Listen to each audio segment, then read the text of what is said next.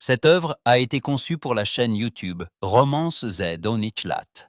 Le vent d'automne rabattait une pluie glaciale contre les hautes fenêtres du château de Valençay. Dans le grand vestibule aux dalles de marbre noir et blanc, Valentine de Cernay s'efforça de ne pas trembler. Elle resserra les doigts sur les pans de son manteau de laine grise, usé mais brossé, avec un soin méticuleux. Ses gants de fil laissaient deviner la fraîcheur de sa peau. Et d'un geste machinal, elle redressa le menton et lissa la dentelle un peu élimée de ses poignets. C'était sa seule armure contre le dédain du monde. Le vieux majordome, Gaston, s'inclina devant elle avec une courtoisie si mesurée qu'elle en parut presque réconfortante. Il ne montra aucun signe de surprise face à la pauvreté évidente de la jeune femme, bien qu'il connût sans doute la ruine de la famille de Cernay depuis la mort du comte, 3 ans plus tôt. Monsieur le marquis va vous recevoir, mademoiselle, dit Gaston d'une voix basse et feutrée. Veuillez me suivre. Valentine emboîta le pas au vieil homme, le cœur battant à tout rompre sous sa poitrine étroite.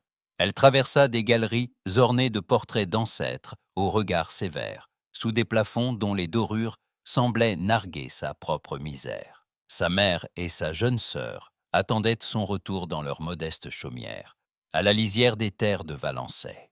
Si le marquis refusait de renouveler leur bail à titre gracieux, ou du moins de leur accorder un sursis, elles seraient jetées sur les chemins avant les premières neiges.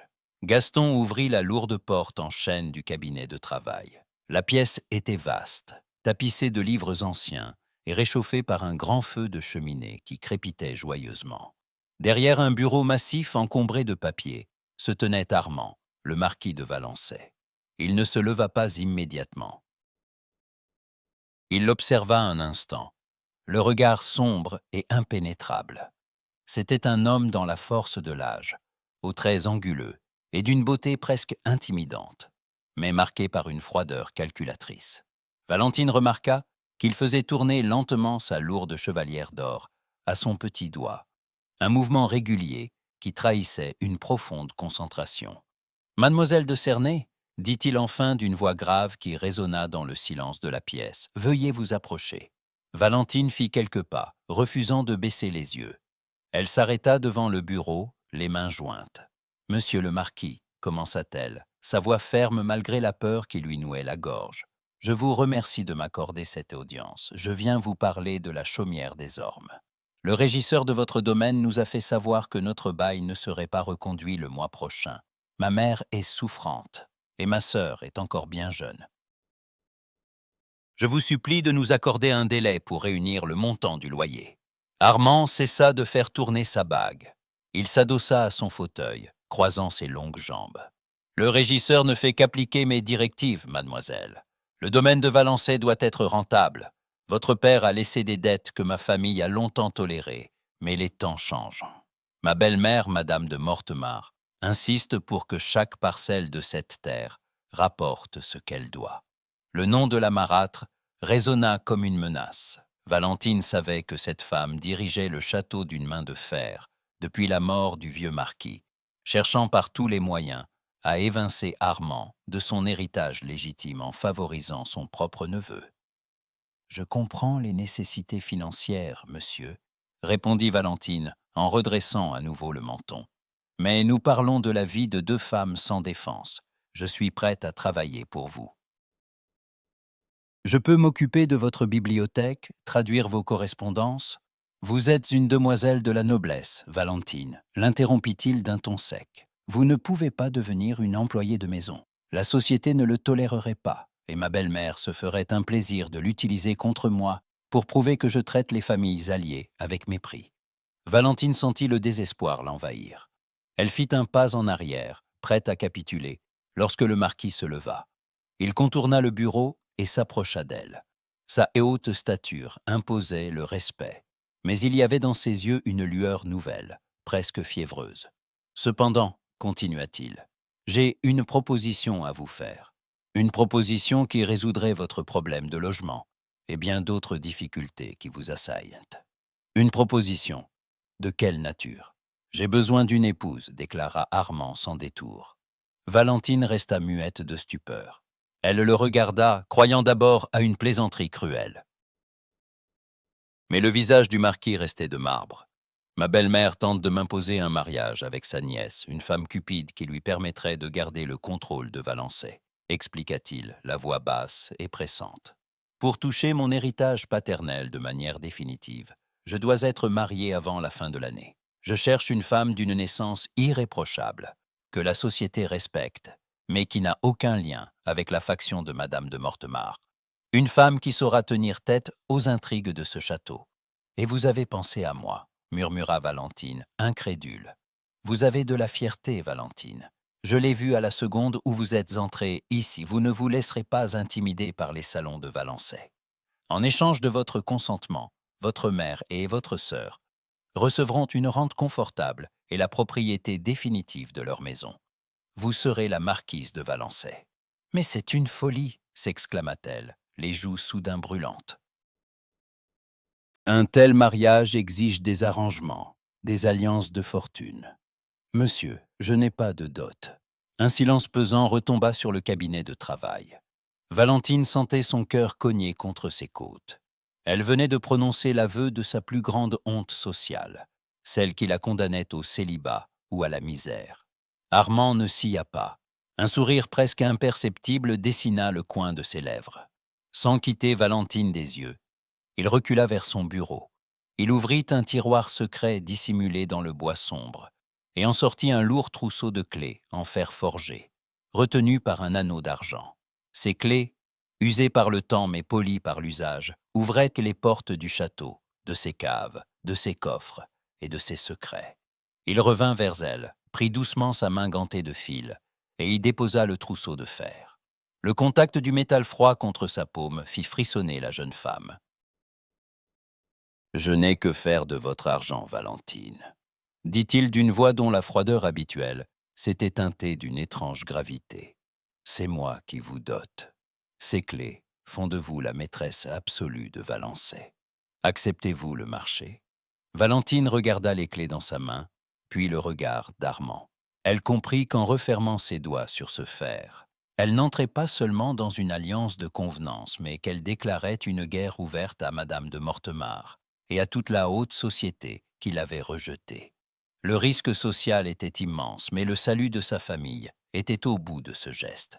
Elle referma lentement les doigts, sentant le métal s'enfoncer dans sa paume. « J'accepte, monsieur le marquis, » répondit-elle d'une voix claire. Armand hocha la tête, et pour la première fois, Valentine vit sa main effleurer la sienne, avec une douceur inattendue avant de se retirer. Le pacte était scellé, et rien ne serait plus jamais comme avant. Le petit salon vert du château de Valençay, baigné par la lumière grise d'un après-midi d'octobre, s'était transformé en un tribunal silencieux. Au centre de la pièce, une table de acajou verni supportait d'épais documents de parchemin, dont les bords enrubannés de rouge semblaient sceller le destin de Valentine. Près de la cheminée, maître Delalande, le notaire de la famille Valençay depuis plus de 30 ans, ajustait ses lunettes sur son nez pincé. Il toussota, un bruit sec qui trahissait son profond inconfort face à la situation. Armand se tenait debout près de la haute fenêtre, observant la pluie fouetter les vitres. Il avait revêtu une redingote sombre qui accentuait sa silhouette athlétique, et ses mains étaient croisées derrière son dos. Valentine, quant à elle, était assise bien droite sur une chaise au dossier de tapisserie. Ses doigts étaient posés sur ses genoux, immobiles, bien qu'elle sentît le tissu de sa robe de laine se froisser sous sa pression. « Si vous le permettez, monsieur le marquis, » commença le vieux notaire d'une voix chevrotante, « je vais procéder à la lecture des clauses principales de ce projet de contrat de mariage. » Armand fit un léger signe de tête, sans se retourner. Maître Delalande déplia le premier document et commença sa lecture d'un ton monocorde, énumérant les titres et les propriétés du marquis. Puis, il marqua une pause hésitante, jetant un regard oblique vers Valentine par-dessus ses lunettes. Concernant la future épouse, mademoiselle Valentine de Cernay, il est se stipuler ici qu'elle entre dans cette union sans apport de biens mobiliers ou immobiliers. En contrepartie de cette absence de dot, monsieur le marquis consent à pourvoir à ses besoins quotidiens et à lui accorder une pension annuelle de subsistance, révocable en cas de manquement grave à ses devoirs d'épouse. Le mot « révocable » résonna dans l'esprit de Valentine comme le couperet d'une guillotine. Ainsi, elle ne serait qu'une invitée tolérée, une obligée que l'on pouvait chasser au moindre caprice ou sous la pression de Madame de Mortemart. Elle jeta un coup d'œil à Armand. Il n'avait pas bougé, mais son index droit tapotait lentement le revers de sa manche. « Un instant, maître », dit Valentine d'une voix calme, mais parfaitement distincte. Le notaire s'interrompit, stupéfait qu'une jeune femme sans un sou ose couper la parole à un officier de la loi. Il la regarda comme si elle venait de commettre un sacrilège. « Oui, mademoiselle ?» demanda-t-il, la plume suspendue au-dessus de l'encrier. « Cette clause de révocabilité ne me convient pas, » déclara Valentine en redressant le menton. « Je n'accepterai pas un contrat qui me place dans une situation de dépendance absolue et de vulnérabilité face aux décisions futures de la famille Valençay. » Maître Delalande laissa échapper un petit rire nerveux, choqué par tant d'audace. « Mais, mademoiselle de Cernay, vous n'apportez aucune dot à cette maison. Il est tout à fait d'usage que le mari conserve le droit de protéger son patrimoine contre, disons, des désaccords futurs. Monsieur le marquis fait déjà preuve d'une immense générosité en vous élevant à son rang. » Valentine ne se laissa pas démonter. Elle se tourna vers Armand, qui s'était enfin retourné, et l'observait avec une curiosité non dissimulée. Il faisait tourner lentement sa lourde chevalière d'or au petit doigt, le regard fixé sur elle. « Monsieur le marquis sait que je n'épouse pas sa fortune, mais sa situation, » dit-elle en soutenant son regard sombre. « Si je dois assumer le rôle de marquise de Valençay, si je dois faire face aux tempêtes qui m'attendent dans cette maison, je dois le faire en tant que partenaire, non en tant que servante reconnaissante. Je demande que la pension annuelle de ma mère et de ma sœur soit garantie par une hypothèque sur les terres de Valençay et qu'elle soit totalement irrévocable, quelles que soient les circonstances de notre mariage. » Le notaire manqua d'étouffer. « Une hypothèque, mais c'est insensé. Monsieur le marquis, je vous conseille vivement de ne pas prêter l'oreille à de telles exigences. C'est contraire à toutes les règles de la bienséance financière. » Valentine ignora les protestations du vieil homme. Elle restait concentrée sur Armand. Elle savait qu'elle jouait le tout pour le tout. S'il refusait, elle perdait la chaumière et sa famille était ruinée.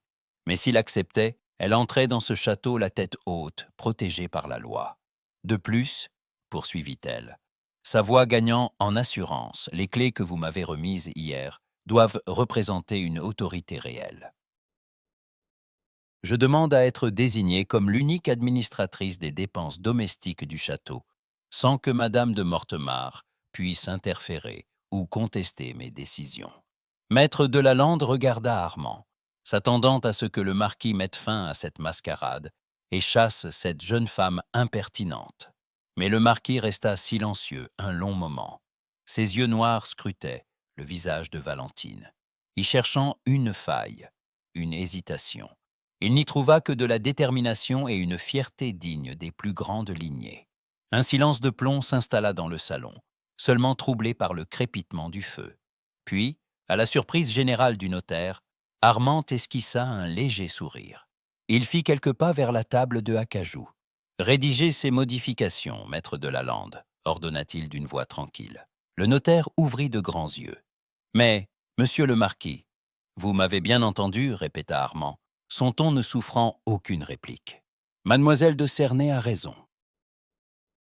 Si elle doit porter mon nom et défendre mes intérêts contre ceux qui veulent ma ruine, elle doit avoir les coups de franche. Sa sécurité et celle de sa famille sont la garantie de sa loyauté. Modifiez le contrat. » Maître Delalande, la main légèrement tremblante, trempa sa plume dans l'encre et commença à raturer le parchemin pour y inscrire les nouvelles volontés du marquis. Le grattement de la plume sur le papier était le seul son qui meublait la pièce. Valentine sentit une vague de soulagement l'envahir, mais aussi une étrange chaleur. Elle regarda Armand, qui s'était approché d'elle. Il s'arrêta à quelques centimètres de sa chaise. « Vous négociez bien, Valentine, » murmura-t-il pour elle seule, sa voix basse et presque intime. « Je défends ce que j'aime, monsieur. C'est ma seule richesse. C'est une richesse que beaucoup de femmes de notre monde n'ont pas, répondit-il avec une pointe d'amertume. Le notaire présenta enfin les documents modifiés. Il tendit la plume d'oie à Valentine. Ses doigts frôlèrent ceux d'Armand lorsqu'il prit la plume pour la lui présenter. C'était un contact bref, mais électrique.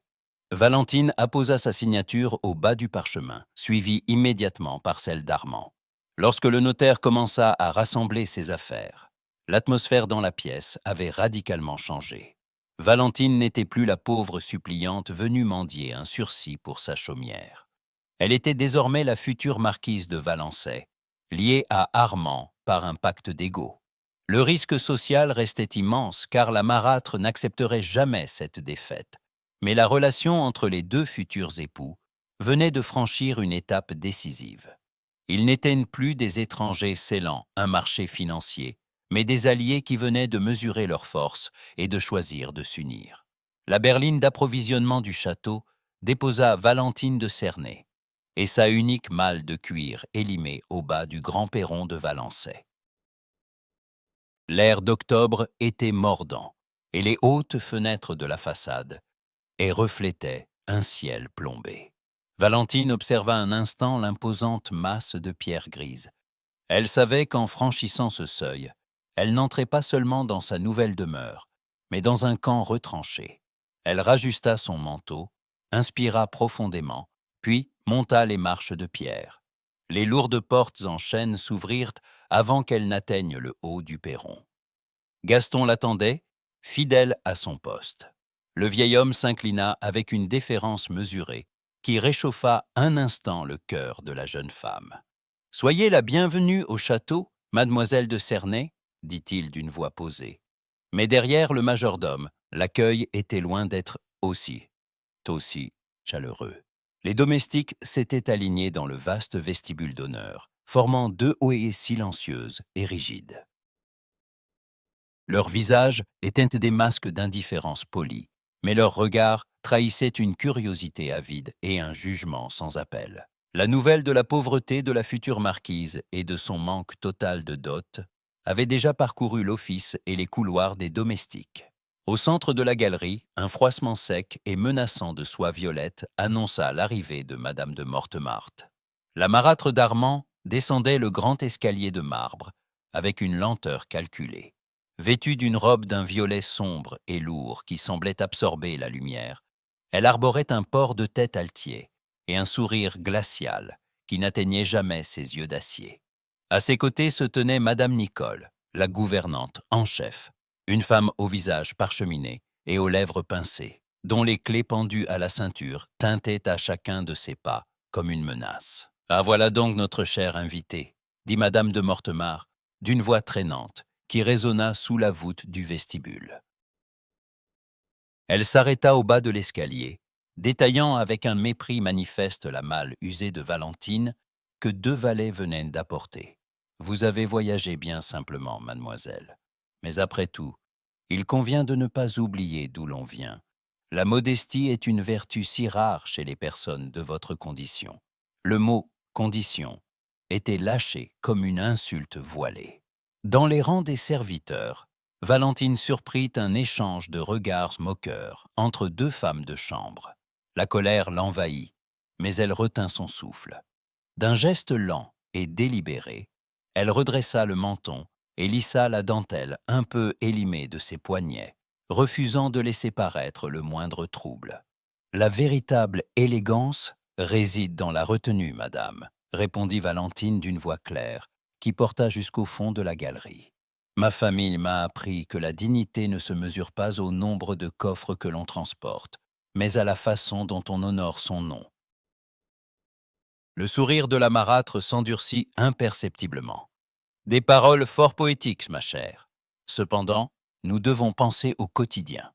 Le château est vaste, et les appartements d'honneur nécessitent un entretien considérable que nous ne saurions gaspiller pour une occupation provisoire. Madame Nicole, » la gouvernante fit un pas en avant, s'inclinant légèrement devant la douairière. « Oui, madame la marquise, conduisez mademoiselle de Cernay dans l'aile ouest.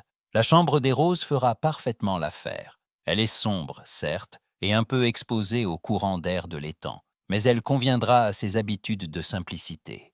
Un murmure discret parcourut la domesticité. L'aile ouest était réservée aux parents pauvres, aux précepteurs de passage et aux invités de troisième ordre. C'était une humiliation publique, destinée à signifier à tout le personnel que Valentine ne serait jamais la véritable maîtresse de maison. Madame Nicole esquissa un geste pour inviter Valentine à la suivre vers l'escalier dérobé des domesticités. Valentine ne bougea pas d'un pouce. Elle plongea la main dans la poche de son manteau et en retira le lourd trousseau de clés en fer forgé qu'Armand lui avait confié. Le fer s'entrechoqua avec un bruit lourd, métallique, qui coupa net le murmure des serviteurs. « Il y a un malentendu, Madame de Mortemart », dit Valentine sans élever la voix, mais avec une autorité qui surprit la gouvernante. « Un malentendu ?» répéta la marâtre en haussant un sourcil dédaigneux. « En effet, le marquis de Valençay m'a confié l'administration complète de cette demeure et de son personnel. Les clés du château sont dans ma main, et avec elles, le droit de choisir ma demeure. Je n'occuperai pas l'aile ouest. » Madame de Mortemart laissa échapper un rire sec. « Vous oubliez à qui vous parlez, petite insolente. Ce n'est pas une gamine sans dot qui va dicter sa loi dans ma maison. Cette maison est la mienne, madame. » La voix d'Armand venait de tomber du haut de la mezzanine. Le marquis s'avança vers le balcon intérieur, surplombant le vestibule. Il avait enlevé sa redingote et portait un gilet de soie sombre. Ses mains reposaient sur la balustrade de pierre, et son visage était impassible. Il descendit lentement les marches de marbre, son pas lourd faisant écho dans le silence de plomb qui s'était installé. Il s'arrêta aux côtés de Valentine. Son regard parcourut la pièce, balayant les serviteurs intimidés, avant de se poser sur sa belle-mère. Valentine remarqua qu'il faisait tourner lentement sa lourde chevalière d'or au petit doigt, trahissant une colère contenue. « Armand !» s'exclama Madame de Mortemart, d'un ton faussement maternel. « Je veillais simplement à ce que cette jeune personne ne se sente pas intimidée par la grandeur de nos appartements. Ma fiancée n'est intimidée par rien ni personne, belle-mère. » L'interrompit Armand d'un ton tranchant. « Et elle a parfaitement raison. Elle ne résidera pas dans l'aile ouest. » Il se tourna vers le vieux majordome, ignorant délibérément la gouvernante. Gaston. « Oui, monsieur le marquis. Faites porter la malle de mademoiselle de Cernay dans les appartements de la marquise, dans l'aile est.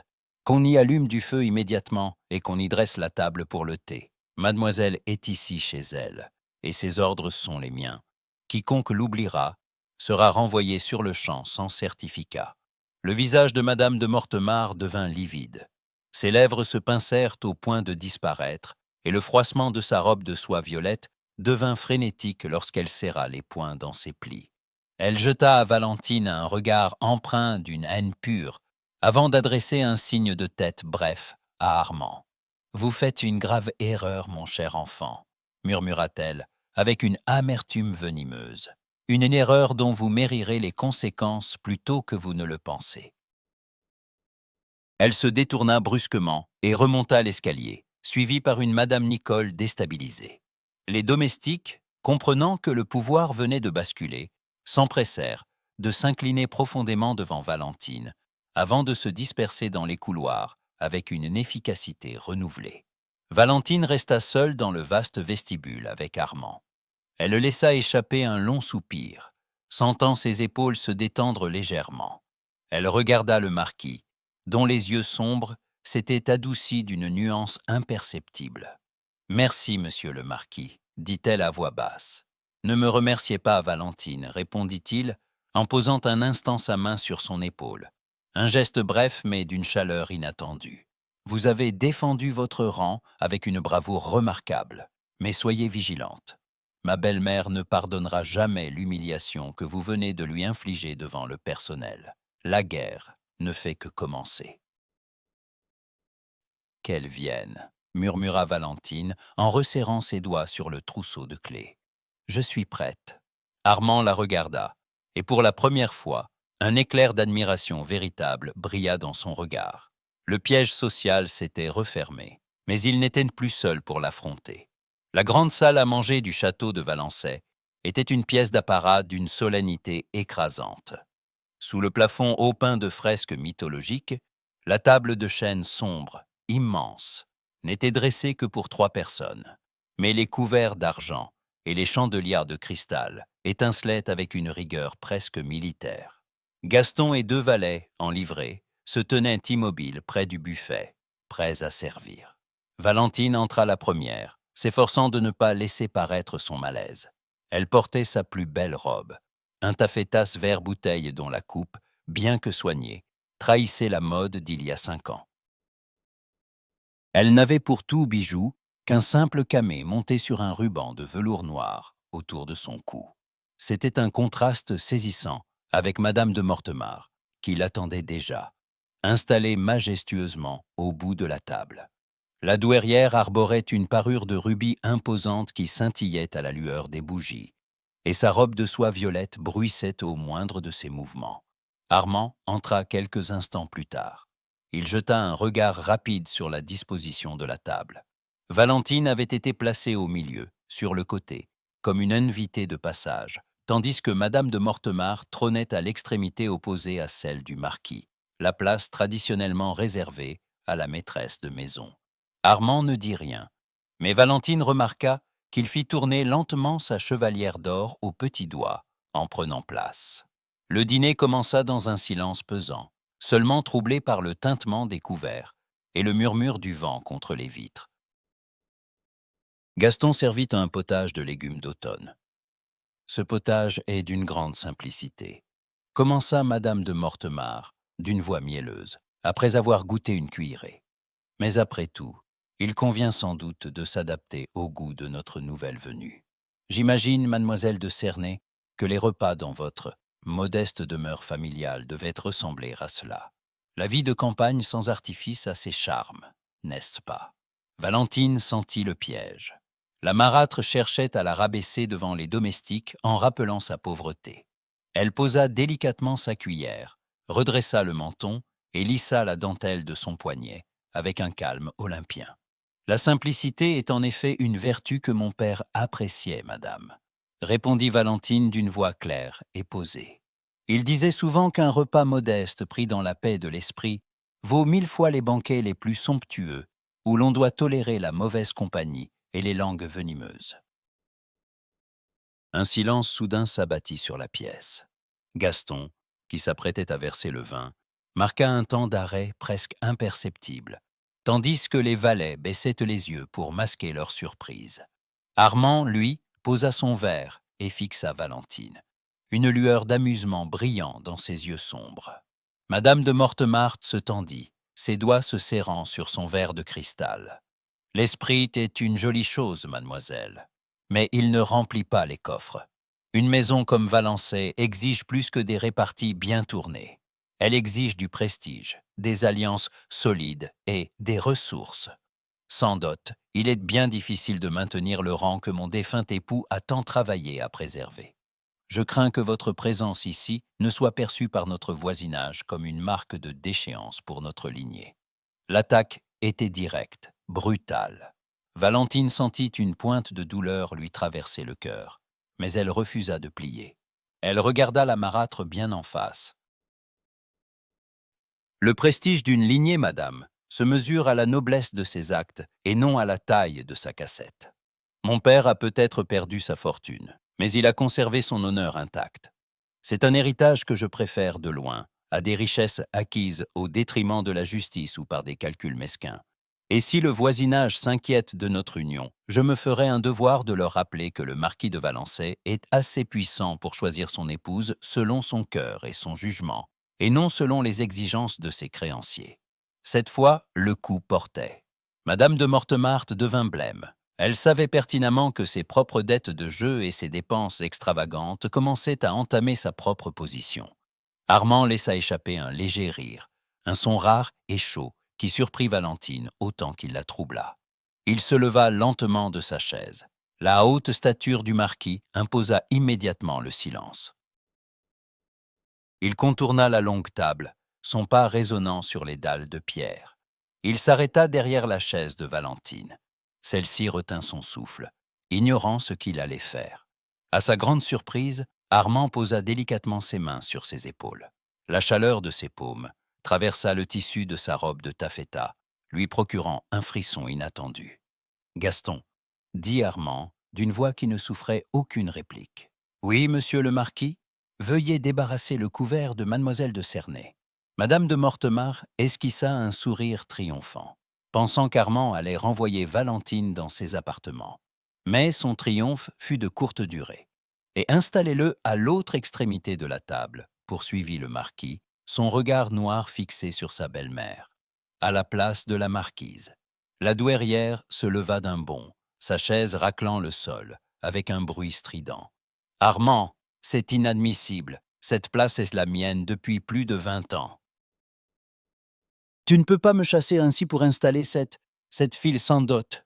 Cette fille sans dot est ma future épouse, belle-mère, répondit Armand d'un ton glacial, qui fit frémir la vieille femme. Et le contrat que nous avons signé stipule qu'elle est la maîtresse absolue de cette maison. Votre rôle ici est désormais celui d'une invitée. Si cette disposition ne vous convient pas, Gaston se fera un plaisir de faire préparer vos bagages pour votre pavillon de chasse de Sologne. Madame de Mortemart trembla de rage. Ses rubis semblaient s'enflammer sous la colère qui la consumait. Elle regarda Armand, puis Valentine, comprenant qu'elle venait de perdre une bataille décisive. Le personnel du château venait d'assister à sa déchéance en direct. Sans un mot, elle ramassa sa serviette, la jeta sur la table et quitta la pièce dans un froissement de soie violette qui résonna comme un coup de fouet.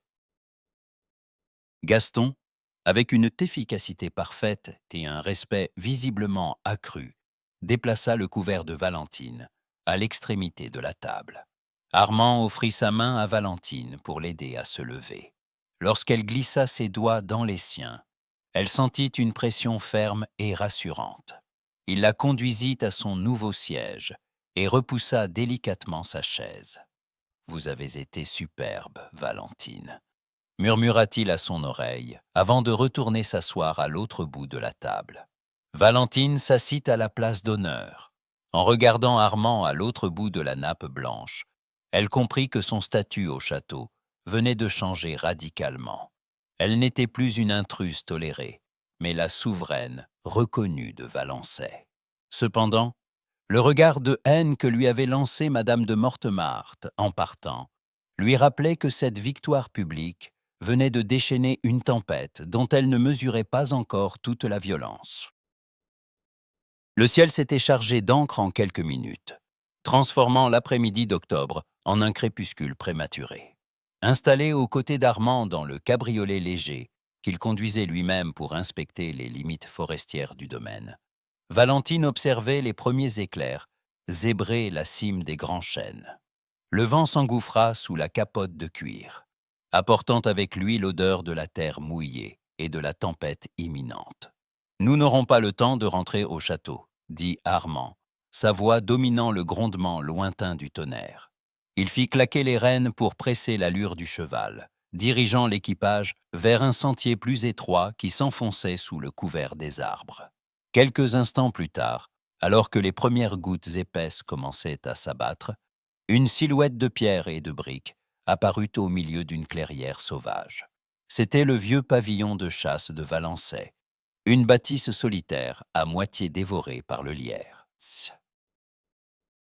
Armand arrêta le cheval sous un auvent de bois, sauta du siège et tendit les mains à Valentine pour l'aider à descendre. Ses paumes, fermes et chaudes à travers ses gants de cuir, la soulevèrent sans effort.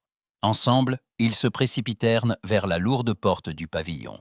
Armand sortit une clé de sa poche, fit jouer la serrure grippée, et ils se glissèrent à l'intérieur, juste au moment où un véritable déluge s'abattait sur la forêt.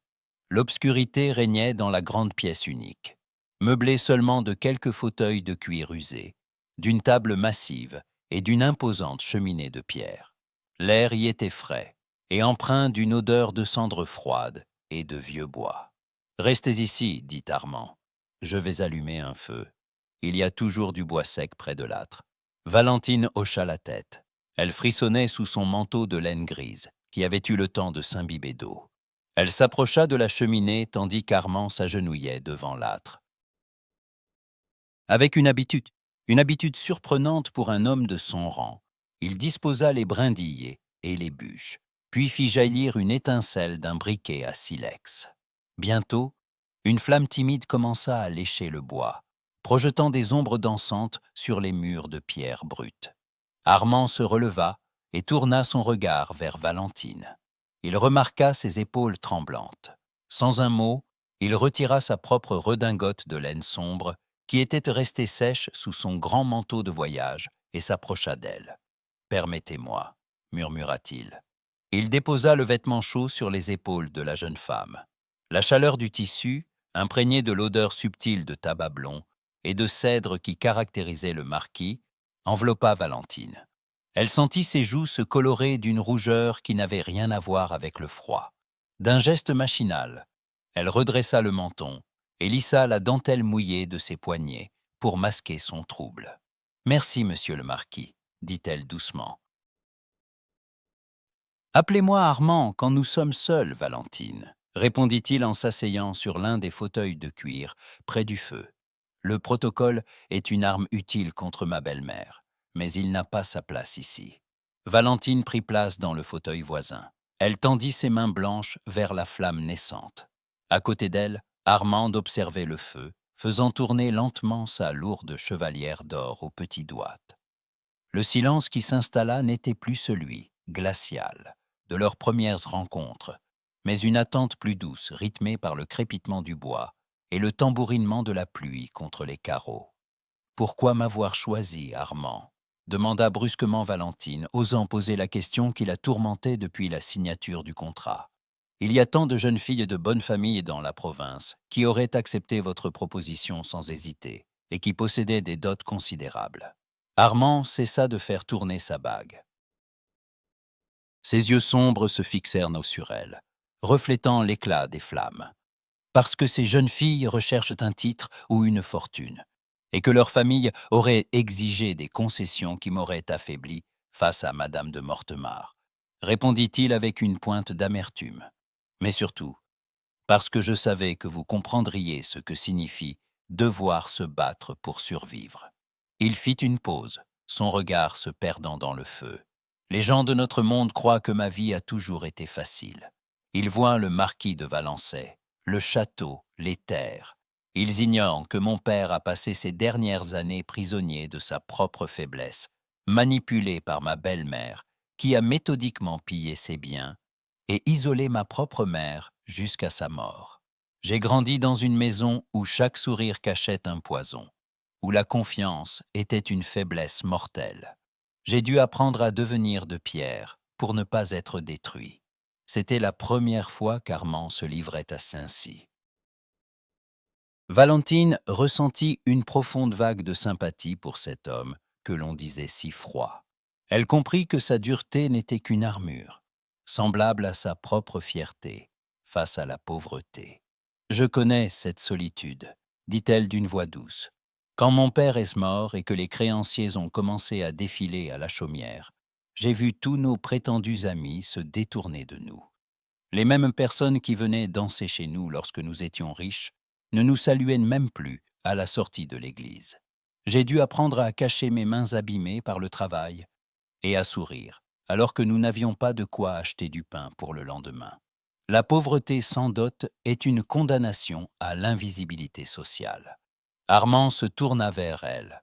Sa main, posée sur l'accoudoir de son fauteuil, se rapprocha de celle de Valentine. « Vous n'êtes plus invisible, Valentine, et vous n'êtes plus seule. » Il posa délicatement ses doigts sur les siens.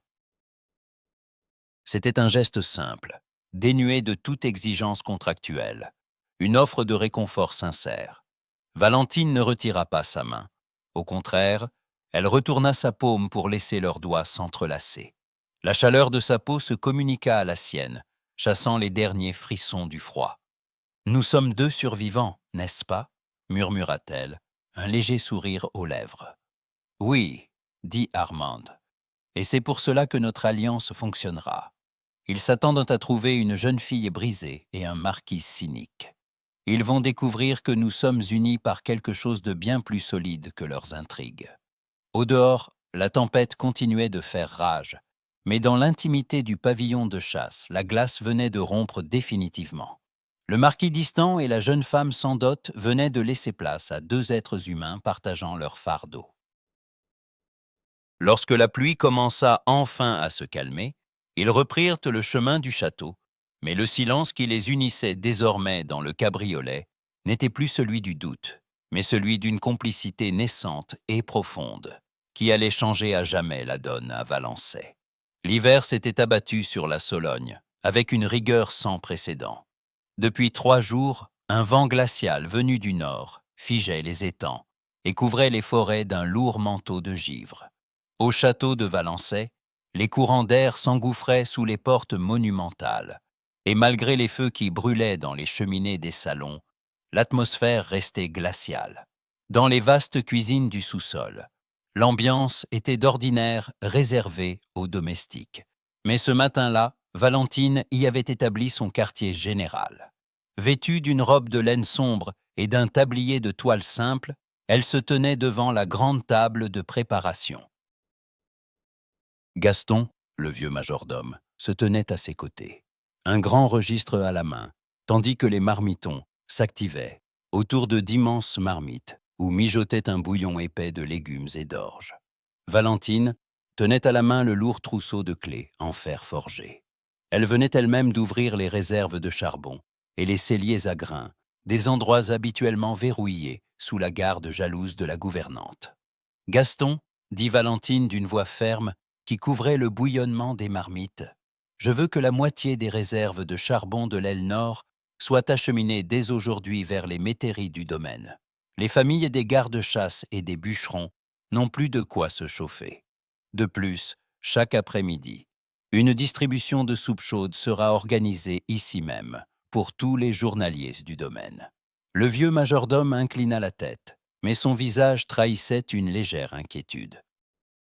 « C'est une mesure très généreuse, mademoiselle, mais les réserves de charbon sont strictement rationnées pour l'usage exclusif du château.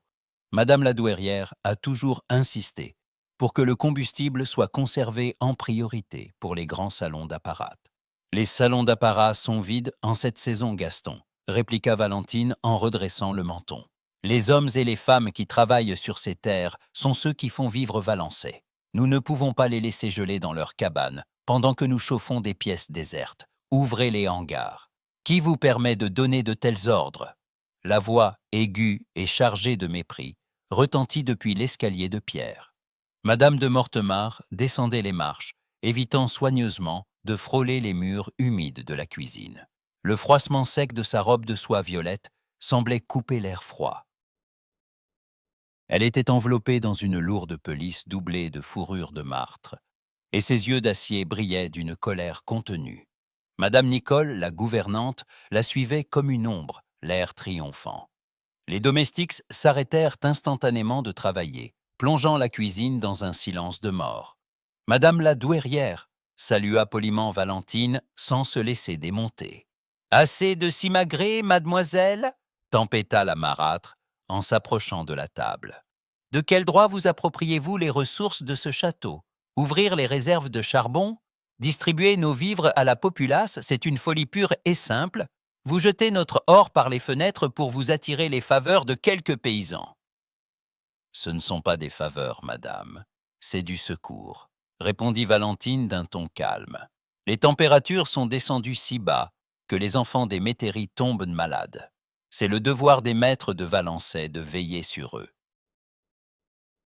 Les maîtres de Valençay, » répéta madame de Mortemart, avec un rire strident et méprisant. « Vous parlez bien haut pour une fille qui est entrée ici sans un sou vaillant. C'est bien commode d'être généreuse avec la fortune des autres quand on n'a pas apporté un centime de dot pour remplir ces mêmes réserves. Vous vous comportez en dépensière irresponsable, ruinant les efforts de gestion que je mène depuis des années. » L'accusation était publique, lancée devant toute la domesticité, qui écoutait, pétrifiée. Valentine sentit le sang lui monter aux joues.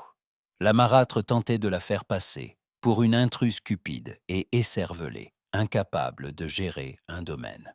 D'un geste délibéré, Valentine posa le trousseau de clés sur la table de bois, faisant tinter le fer. Ma pauvreté ne m'empêche pas de comprendre la valeur d'une vie humaine, madame. Si vous préférez régner sur un domaine de tombes et de ruines, c'est votre choix. Le mien est de préserver ceux qui font la richesse de cette terre. Assez! Cria la douairière. Nicole, reprenez ces clés. Cette comédie a assez duré. Je vais en référer immédiatement à mon beau-fils. Il verra bien que son épouse de paille est en train de le ruiner. La gouvernante s'avança, la main tendue vers le trousseau posé sur la table. Valentine posa fermement sa main sur les clés, bloquant le geste de la servante. Les deux femmes se défièrent du regard. Laissez ces clés où elles sont. La voix d'Armand s'éleva du fond du couloir sombre menant aux écuries. Le marquis entra dans la cuisine, enveloppé dans son grand manteau de voyage, encore couvert de quelques flocons de neige. Son visage était grave, ses traits durcis par le froid du dehors.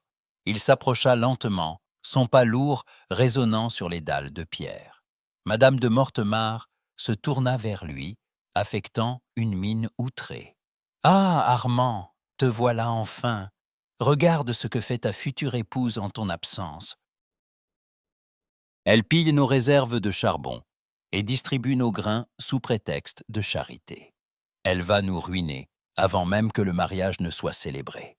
Je te l'avais dit, une fille sans dot ne comprend rien à la gestion d'une grande maison. Elle ne cherche qu'à se faire aimer aux dépens de ta cassette. » Armand ne répondit pas immédiatement. Il regarda sa belle-mère, puis la gouvernante qui recula prudemment, et enfin Valentine. Il remarqua que les mains de la jeune femme, bien que posées fermement sur le fer des clés, étaient rouges et gercées par le froid de la cuisine. Il s'approcha de Valentine. À la surprise générale, il prit ses deux mains dans les siennes. Ses paumes, grandes et chaudes, enveloppèrent les doigts glacés de la jeune femme. Il commença à les frotter doucement pour les réchauffer. Un geste d'une tendresse inattendue qui fit battre le cœur de Valentine à un rythme fou. « Vos mains sont gelées, Valentine, » murmura-t-il, sa voix basse contrastant avec la tension de la pièce. « Vous devriez porter des gants fourrés. » Puis, il se tourna vers sa belle-mère, ses yeux sombres devenant glacials.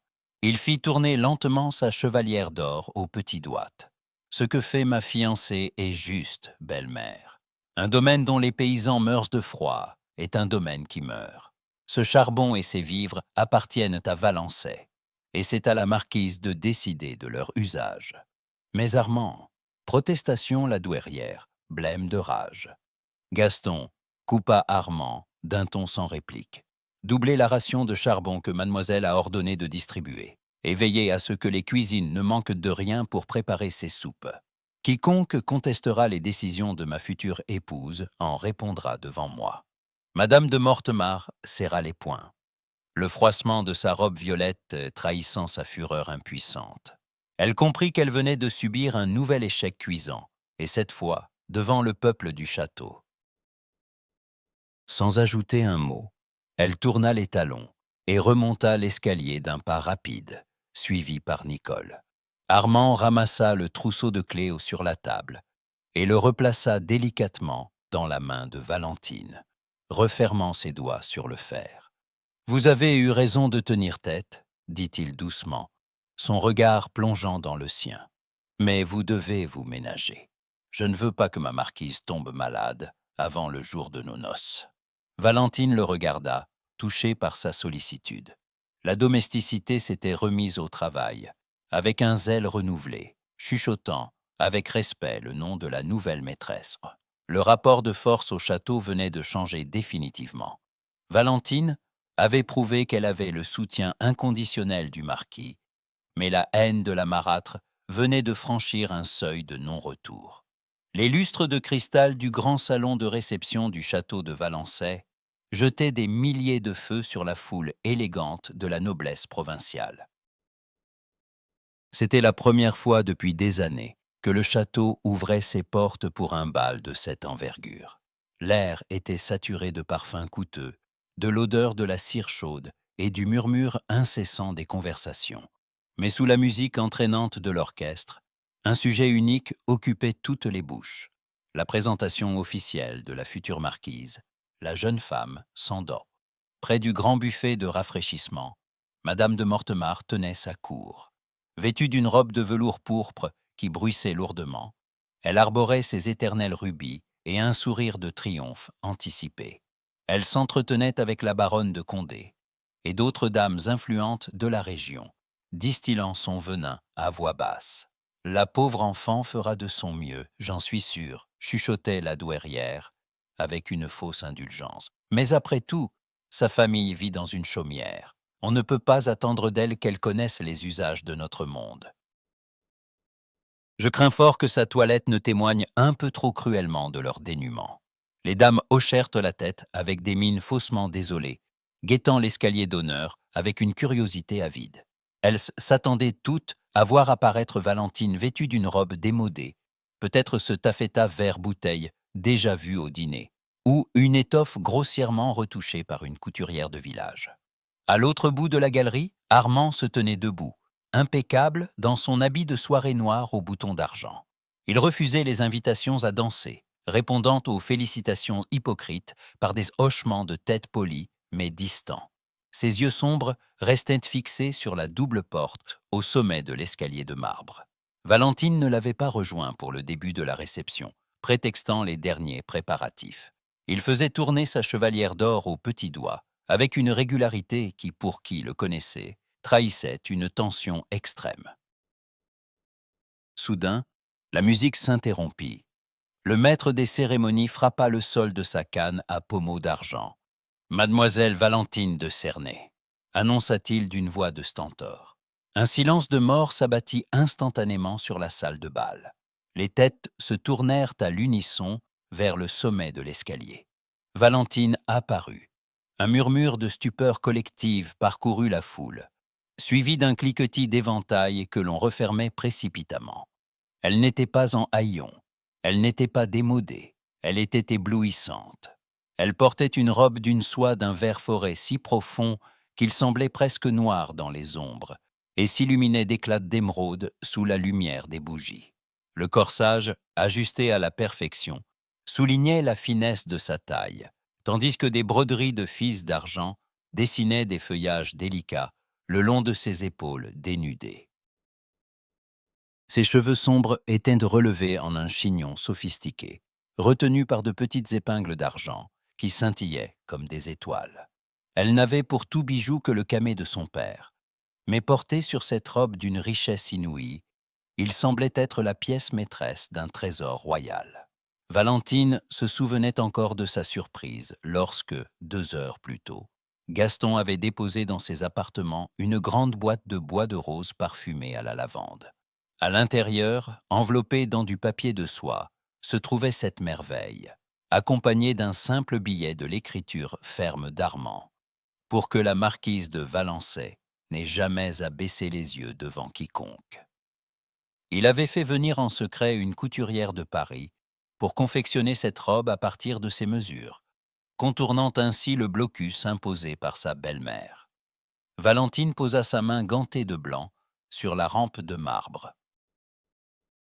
Elle redressa le menton, lissa mentalement la dentelle parfaite de ses nouveaux poignets et commença sa descente. Chaque pas était empreint d'une grâce naturelle qui laissa les invités sans voix. Au bas des marches, Armand s'avança. Il ne faisait plus tourner sa bague. Ses yeux noirs étaient fixés sur elle avec une intensité qui fit vaciller Valentine pendant un battement de cœur. Il y avait dans son regard bien plus que de la fierté d'alliance. Il y avait une admiration sincère, presque troublée. Il lui tendit la main. Valentine y déposa ses doigts. La chaleur de sa paume, même à travers le gant, lui donna la force de faire face aux centaines de regards braqués sur eux. « Vous êtes absolument magnifique, Valentine », murmura-t-il pour elle seule, sa voix basse et vibrante de sincérité. « C'est votre présent qui fait ce miracle, Armand », répondit-elle dans un souffle, un sourire sincère illuminant son visage. « Non, la robe ne fait que révéler ce qui était déjà là, répliqua-t-il doucement. Il se tourna avec elle vers l'assemblée. Le silence dura encore quelques secondes, puis, sous l'impulsion du vieux préfet de la province, qui s'inclina bien bas, les invités commencèrent à saluer la future marquise avec une déférence qu'il n'aurait jamais accordée à la pauvre fille des ormes. Les murmures méprisants s'étaient transformés en compliments flatteurs. Madame de Mortemart, restée près du buffet, était devenue livide. Ses doigts se serrèrent si fort sur son éventail d'ivoire qu'un des brins se brisa avec un petit bruit sec. Elle regarda la robe de Valentine, reconnaissant la soie de lion, de la plus haute qualité, et comprit qu'Armand l'avait jouée en secret. L'autorité qu'elle exerçait sur la société locale venait de se fissurer publiquement. Armand fit signe à l'orchestre de reprendre. Les violons s'élevèrent dans l'air chaud du salon. « Me feriez-vous l'honneur de cette première valse, mademoiselle de Cernay ?» demanda Armand à voix haute pour que tous l'entendent. « Avec joie, monsieur le marquis, » répondit Valentine. Lorsqu'il la guida sur la piste de danse, sous les yeux d'une noblesse désormais conquise mais jalouse, Valentine comprit que le triomphe de ce soir venait de changer les règles du jeu.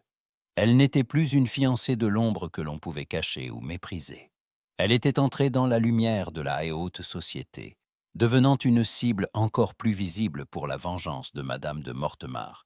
Mais elle savait aussi, à la façon dont le bras d'Armand la serrait contre lui avec une fermeté protectrice, que leur pacte venait de se transformer en quelque chose de bien plus intime et de bien plus dangereux pour leurs cœurs respectifs. La valse venait de s'achever, laissant Valentine légèrement étourdie sous la chaleur des milliers de bougies du grand salon. Armand avait été accaparé par le préfet pour une affaire urgente, concernant les digues du domaine, la laissant un instant seule près d'une haute colonne de marbre. Elle en profita pour lisser la dentelle de son poignet et reprendre son souffle, mais la trêve fut de courte durée. Un petit groupe d'aristocrates, mené par Madame de Mortemart, s'approcha d'elle avec une lenteur calculée. Au centre de ce cercle se tenait Mademoiselle Aurélie de Cluny, une héritière richissime dont la famille possédait la moitié des terres de la vallée voisine. Vêtue d'une robe de satin blanc brodée de perles fines qui scintillaient à chaque pas, Aurélie arborait l'assurance tranquille de ceux qui n'ont jamais connu le manque. « Ma chère Valentine », commença Aurélie d'une voix faussement douce, mais assez haute pour attirer l'attention des invités alentour. « Quel plaisir de vous voir si magnifiquement parée ce soir. Cette robe est une merveille. On en oublierait presque les rumeurs qui courent sur votre famille. » Valentine sentit le piège se refermer. Elle redressa le menton, fixant la jeune femme avec calme. « Les rumeurs sont rarement le reflet de la vérité, mademoiselle, » répondit-elle d'une voix posée. « Oh, assurément, » reprit Aurélie avec un sourire venimeux. « Mais tout de même, on raconte que votre pauvre père a dû vendre jusqu'au dernier portrait de famille pour régler ses créanciers avant de mourir. Est-il vrai que votre nom de Cernay, si illustre autrefois, est désormais inscrit sur les registres des faillites de la province? Je passe. On se demande comment une alliance si compromise peut s'accorder avec la grandeur des Valençais, à moins, bien sûr, qu'il ne s'agisse d'un acte de pure carité de la part de notre cher marquis. » Un silence gêné s'installa parmi les invités les plus proches. Les chuchotements s'éteignirent, et plusieurs visages se tournèrent vers elle, avides de voir comment la jeune femme sans dot allait essuyer cet affront public. Madame de Mortemart observait la scène derrière son éventail de dentelle, un pli de satisfaction sur ses lèvres fines. Valentine sentit une colère froide lui brûler les veines. Elle s'apprêtait à répliquer lorsque le cercle des invités s'ouvrit brusquement. Armand s'avança. Son visage était un masque de marbre, et ses yeux noirs brillaient d'une lueur dangereuse. Valentine remarqua qu'il faisait tourner lentement sa chevalière d'or à son petit doigt, un signe que la colère du marquis avait atteint son paroxysme. Il s'arrêta aux côtés de Valentine, sa haute stature dominant le groupe. « Ma charité, mademoiselle de Cluny, a des limites que vous venez de franchir avec une singulière impolitesse, » dit Armand, d'une voix basse, mais si tranchante qu'elle fit reculer la jeune héritière d'un pas. « Armand, je ne faisais que répéter ce qui se dit dans les salons, » balbutia Aurélie, perdant soudain toute sa superbe. Les salons de cette province feraient bien de se souvenir que le nom de Cernay est aussi ancien et respectable que le mien, répliqua le marquis, son regard balayant l'assemblée avec une autorité absolue. Mais puisque vous vous interrogez sur les raisons de mon choix, je vais vous éclairer. Il se tourna vers Valentine. Devant tous les invités suspendus à ses lèvres, il prit délicatement sa main gantée de blanc et la porta à ses lèvres, y déposant un baiser lent et délibéré.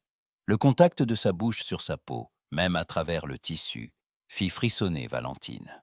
Valentine n'est pas ici par charité, poursuivit Armand, sa voix résonnant clairement sous la voûte du salon. Elle est ici parce qu'elle est la seule femme digne de régner sur ce domaine. Elle est la maîtresse indiscutable de ce château, de mes stères et de mon cœur. Quiconque offense sa dignité m'offense personnellement et ne sera plus jamais reçu sous mon toit. Un murmure de stupeur parcourut la foule. Madame de Mortemart devint blême, comprenant que cette déclaration publique scellait définitivement la légitimité de Valentine, ruinant ses propres tentatives de la faire passer pour une usurpatrice. Armand se tourna vers l'orchestre et fit un signe de tête au chef de file. Les violons commencèrent à jouer une valse lente, une mélodie d'une douceur infinie qui sembla chasser la tension de la pièce. « Me feriez-vous l'honneur de cette danse, ma marquise ?» demanda Armand, son regard plongé dans celui de Valentine, avec une intensité nouvelle. « Avec tout mon cœur, Armand, » répondit-elle à voix basse. Il la conduisit au centre de la piste de danse. Les autres couples s'écartèrent spontanément, leur laissant tout l'espace sous le grand lustre central. Armand posa sa main droite sur la taille de Valentine, tandis que sa main gauche refermait ses doigts sur les siens. La pression de sa main était ferme, presque possessive, et il la rapprocha de lui plus que ne l'exigeait la stricte étiquette. Ils commencèrent à tourner. Valentine se laissa guider par le rythme parfait de ses pas. Dans le mouvement de la valse, les visages des invités, les lumières et les chuchotements devinrent un flou lointain.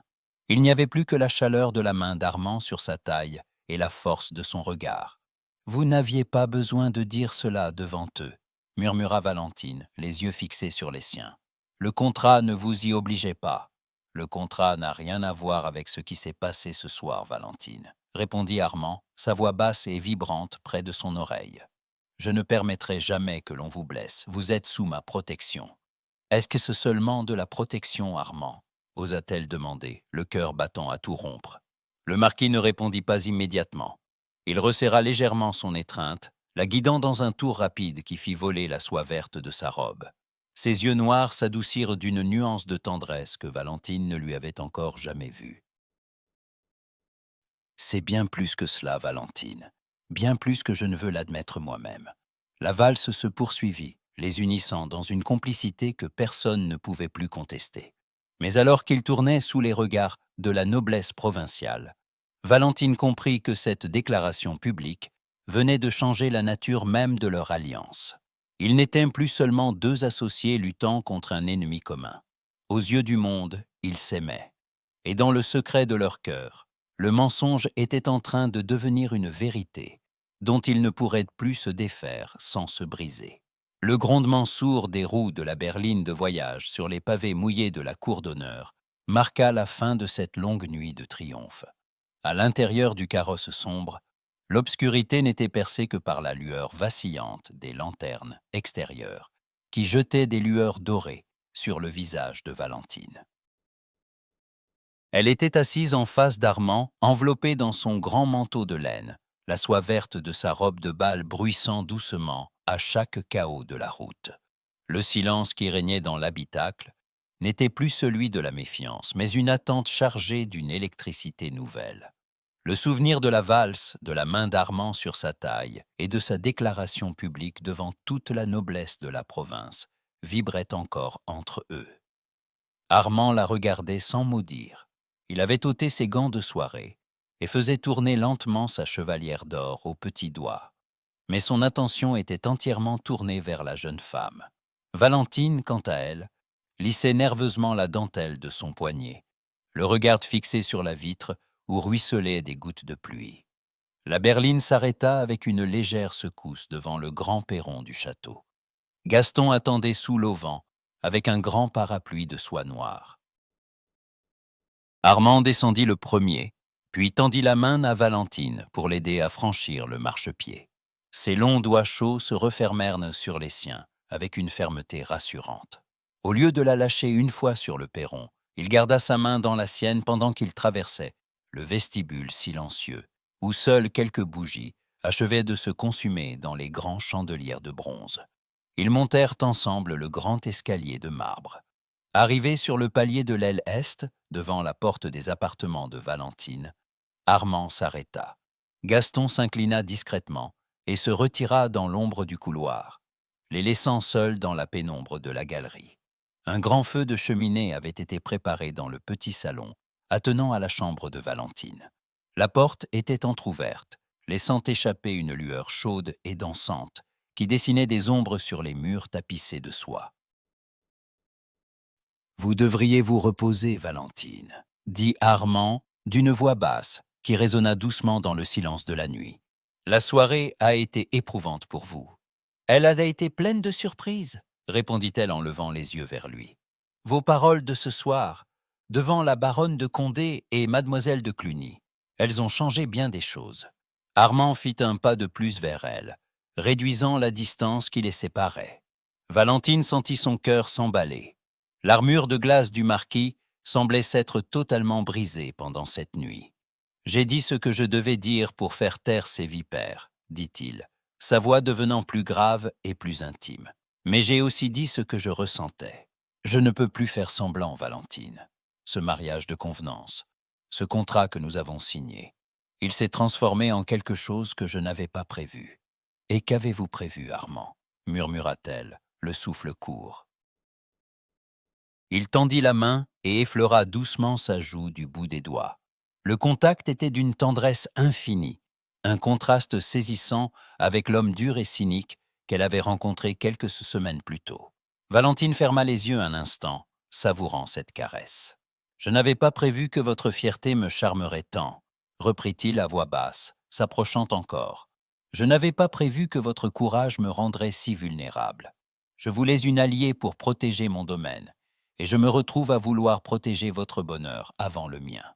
Valentine, je ne veux plus que nous soyons seulement des associés. » Valentine ouvrit les yeux. Le regard d'Armand était brûlant de sincérité. Elle comprit qu'il lui offrait son cœur, sans réserve, abandonnant toute sa méfiance passée. « Armand, » murmura-t-elle, les larmes aux yeux, « je n'ai pas de dot à vous offrir, sinon mon affection. Votre affection est la seule richesse que je désire. » L'interrompit-il doucement. Il posa ses deux mains sur ses épaules, la rapprochant de lui. Valentine ne résista pas. Elle laissa sa tête reposer contre son torse, écoutant le battement régulier et rapide de son cœur. Puis, d'un mouvement lent et délibéré, Armand lui releva le menton. Leurs regards se croisèrent une dernière fois, chargés d'une promesse muette, avant qu'il ne penche la tête pour poser ses lèvres sur les siennes.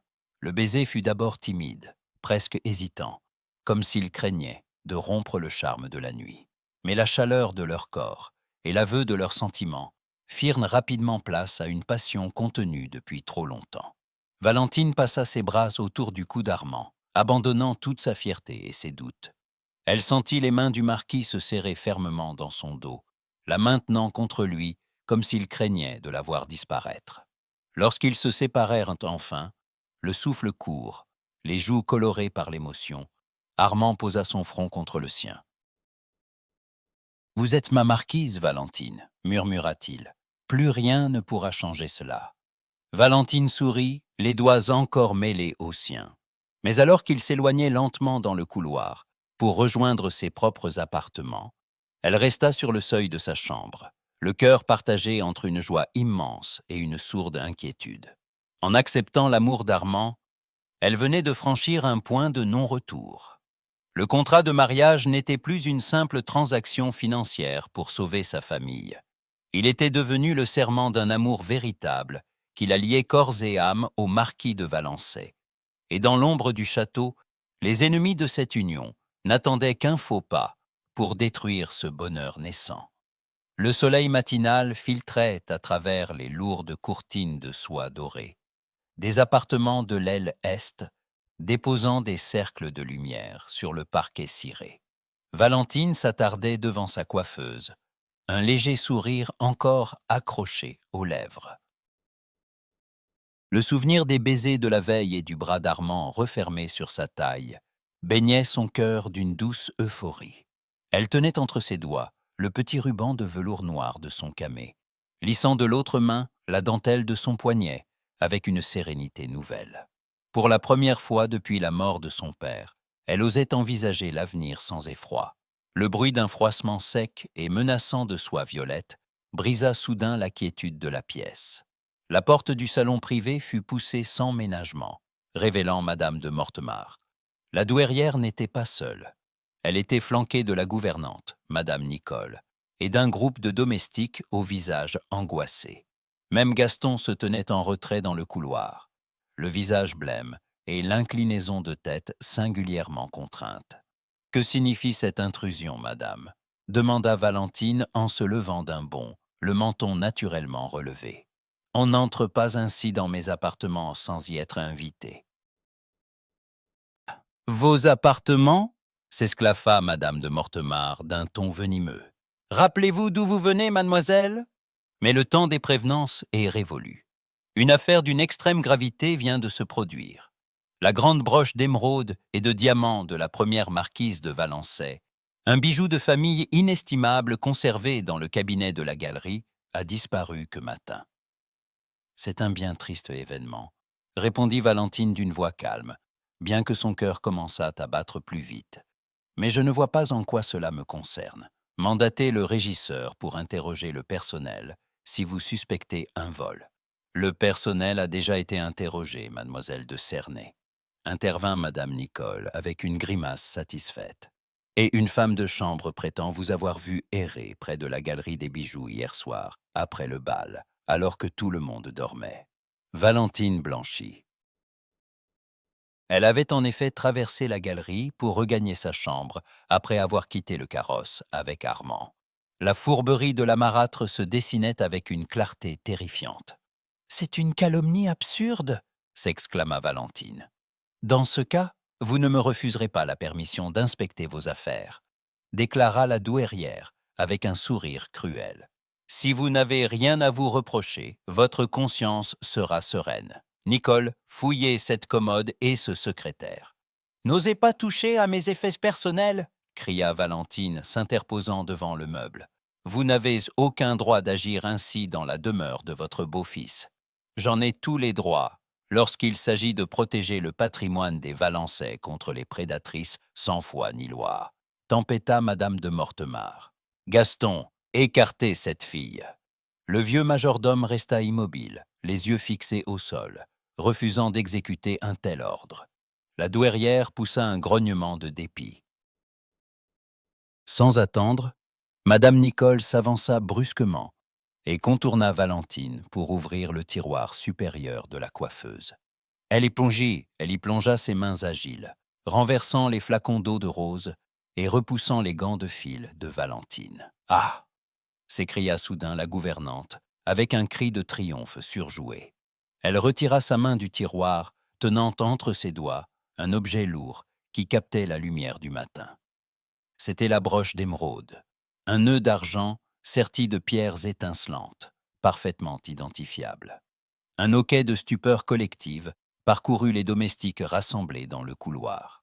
Valentine resta pétrifiée, le souffle coupé, les yeux écarquillés devant le bijou, placé à son insu parmi ses rares possessions. « Je le savais !» hurla Madame de Mortemart, la voix enflée par un triomphe haineux. « La voilà, la vérité sur la sainte mademoiselle de Cernay, la pauvre fille sans dot qui joue les grandes dames pour mieux dépouiller notre maison. Vous n'êtes qu'une voleuse. Une misérable aventurière venue dérober nos trésors pour payer les dettes de votre famille. »« C'est un mensonge !» s'écria Valentine, la voix tremblante d'une colère et d'une humiliation profonde. « Je n'ai jamais touché à ce bijou. Quelqu'un l'a placé là cette nuit. Qui vous croira ?» riposta la marâtre avec un rire de mépris. « Vos gants étaient posés dessus. Les preuves sont là, sous les yeux de toute la maison. Gaston, allez quérir la maréchaussée immédiatement. Cette fille dormira en prison ce soir. Personne n'ira chercher la maréchaussée. » La voix d'Armand tomba comme un couperet depuis le seuil. Le marquis entra dans la pièce, son visage si sombre qu'il semblait sculpté dans la pierre. Il repoussa les domestiques du couloir d'un geste sec et s'avança au centre de la chambre. Ses yeux noirs balayèrent la broche dans les mains de la gouvernante, puis le visage blême de Valentine, avant de se poser sur sa belle-mère. Valentine vit qu'il faisait tourner frénétiquement sa chevalière d'or au petit doigt. Son cœur se serra dans une angoisse insoutenable. Allait-il la croire? Allait-il douter d'elle devant l'évidence de cette preuve fabriquée devant toute la domesticité? Armand, s'exclama Madame de Mortemart en désignant le bijou. Regarde ce que Nicole vient de trouver dans ses tiroirs. Ton épouse d'occasion a volé la broche de ta mère. Il faut la faire arrêter sur le champ. Armand ne regarda même pas le bijou. Il s'avança directement vers Valentine, ignorant les cris de sa belle-mère. Il s'arrêta à quelques pouces d'elle. Valentine leva les yeux vers lui, le menton haut, malgré les larmes de rage qui menaçaient de jaillir, lissant la dentelle de son poignet d'une main tremblante. « M'accusez-vous, Armand » murmura-t-elle, sa voix brisée par l'émotion. Armand la fixa un long moment. Puis, à la stupeur de Madame de Mortemart et du personnel, il prit la main de Valentine et la serra fort dans la sienne. « Je sais que vous n'êtes pas une voleuse, Valentine, dit-il d'une voix basse, mais d'une fermeté absolue. Il se tourna ensuite vers sa belle-mère et la gouvernante, son regard brûlant d'une fureur contenue. Mais quelqu'un dans ce château a commis un crime abominable en voulant piéger la future marquise. Et je jure sur mon nom que d'ici ce soir, le véritable coupable sera démasqué et chassé comme un chien. » La marâtre pâlit imperceptiblement, mais le piège était tendu. Le bijou avait été trouvé dans la chambre de Valentine devant témoins. La réputation de la jeune femme était entachée, et son avenir au château ne tenait plus qu'à un fil. Le grand vestibule d'honneur du château de Valençay s'était transformé en une salle d'audience solennelle. Sous les hauts plafonds aux dorures ternies, tout le personnel de la maison était rassemblé en demi-cercle, le visage grave et le regard fuyant. Au centre, près de la grande table de marbre où reposait la broche d'émeraude, se tenaient Armand et Valentine. Madame de Mortemart, installée dans un fauteuil de velours rouge, arborait un air de supériorité tranquille, tandis que Madame Nicole se tenait debout derrière elle, les bras croisés. Valentine refusait de se laisser abattre. Elle portait sa robe de laine grise, simple mais impeccable, et tenait fermement dans sa main droite le lourd trousseau de clés en fer forgé. D'un geste lent, elle lissa la dentelle de son poignet gauche, le regard fixé sur la gouvernante. « Vous affirmez, Madame Nicole » commença Valentine d'une voix claire, qui résonna dans le silence de plomb du vestibule, « qu'une femme de chambre m'a vu errer près de la galerie des bijoux hier soir à minuit. »« C'est exact » répondit la gouvernante d'un ton sec. « Jeanne, la lingère, vous a vu de ses propres yeux. » La jeune lingère, une fille timide nommée Jeanne, fit un pas en avant sous le regard menaçant de la gouvernante. Elle tremblait de tous ses membres. « Est-ce vrai, Jeanne ?» demanda doucement Valentine. « M'avez-vous vu ?»« Oui, mademoiselle. » bredouilla la jeune fille, les yeux baissés. « Vous portiez votre manteau gris et vous teniez la clé du cabinet des bijoux. » Un murmure parcourut l'assemblée. La marâtre l'esquissa un sourire satisfait. Mais Valentine ne sia pas. Elle se tourna vers Gaston. « Gaston, vous qui tenez le registre des clés et des rondes du château, pouvez-vous me dire où se trouvaient les clés du cabinet des bijoux hier soir entre 10 heures et minuit ?» Le vieux majordome s'avança, s'inclinant avec une déférence marquée devant Valentine. « Les clés du cabinet des bijoux, mademoiselle, étaient enfermées dans le coffre de l'office dont vous seule et moi-même possédons la clé. De plus, j'ai effectué ma ronde de fermeture à 11h30 précises, et j'ai personnellement vérifié que la galerie était verrouillée et déserte. »« Mensonge !» s'écria Madame de Mortemart. « Ce vieux serviteur prend le parti de cette fille. Sa parole ne vaut rien. »« La parole de Gaston vaut la mienne, belle-mère, » intervint Armand d'un ton glacial qui coupa net les protestations de la douairière.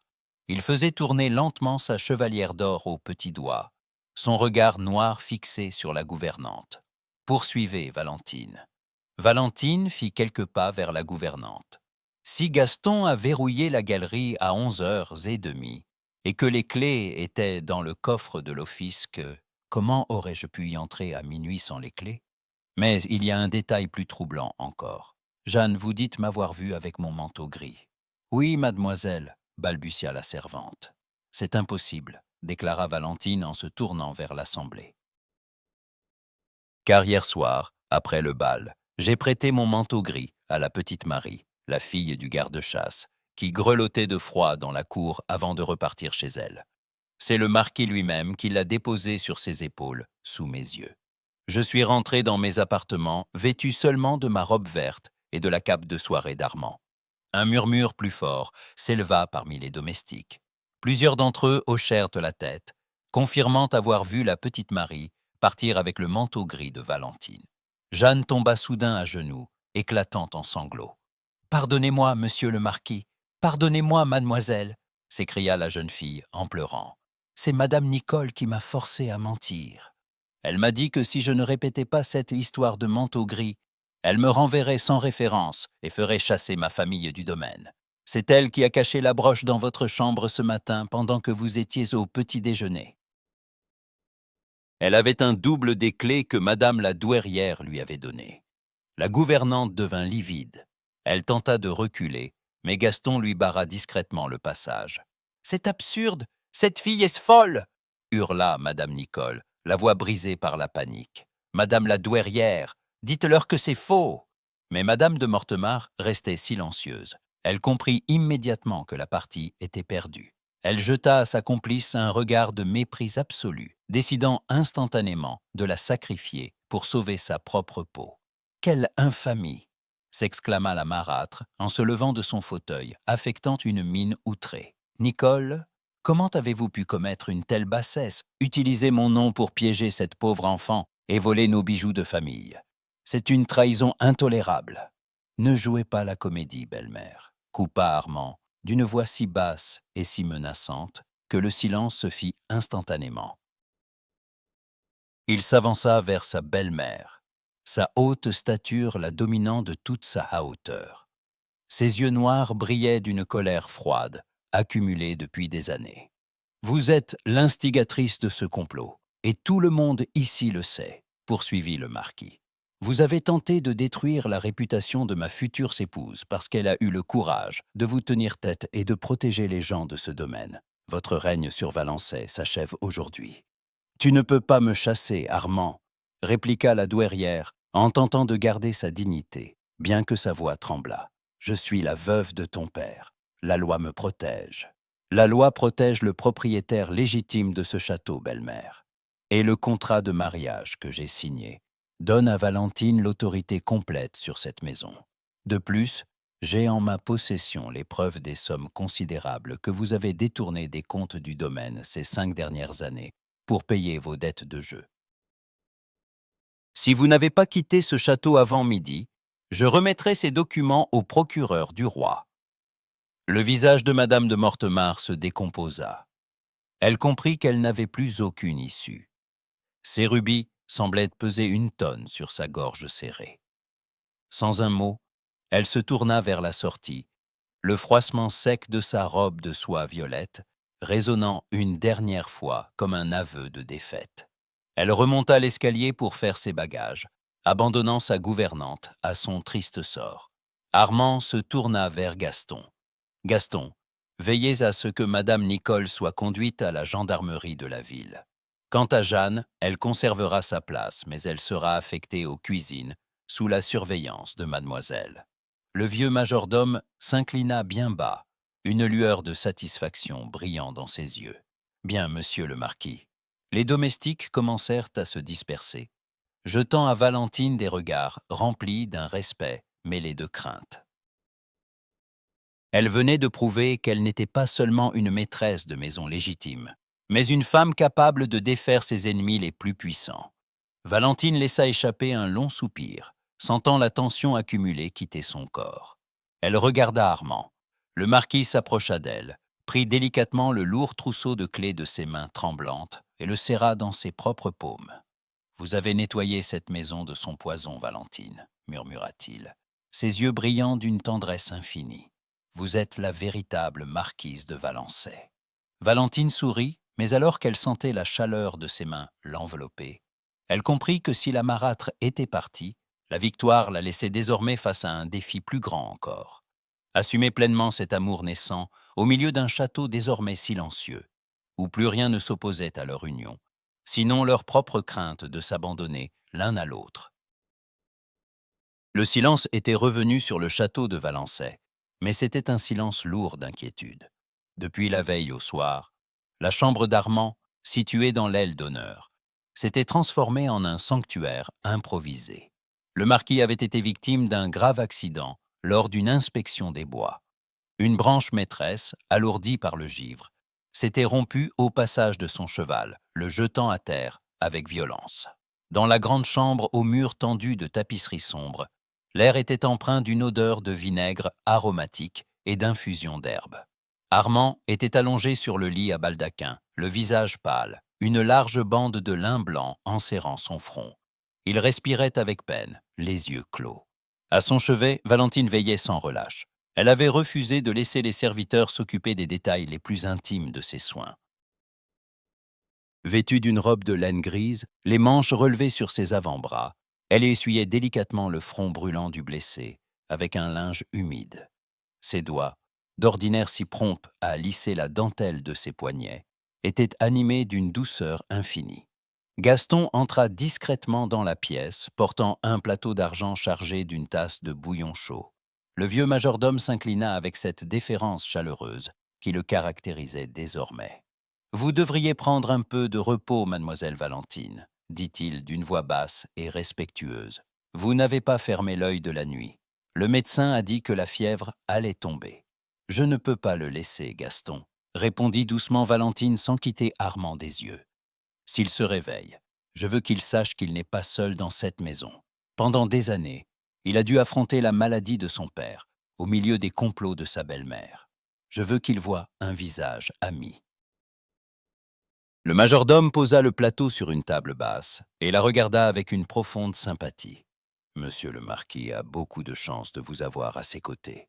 Ce château n'a jamais connu une telle sollicitude. » Lorsque Gaston se retira, la chambre retomba dans sa pénombre chaleureuse. Valentine s'assit sur le bord du matelas, prenant la main droite d'Armand dans les siennes. Sa main, d'ordinaire si forte et prompte à faire tourner sa chevalière d'or, était inerte et brûlante. Elle la serra contre sa joue, sentant le contact de sa peau chaude. C'est dans ce silence protecteur, loin des regards de la domesticité et de la haute société, que Valentine dut s'avouer la vérité. Ce n'était plus le sort de sa famille ou la chaumière des ormes qui dictait ses actes.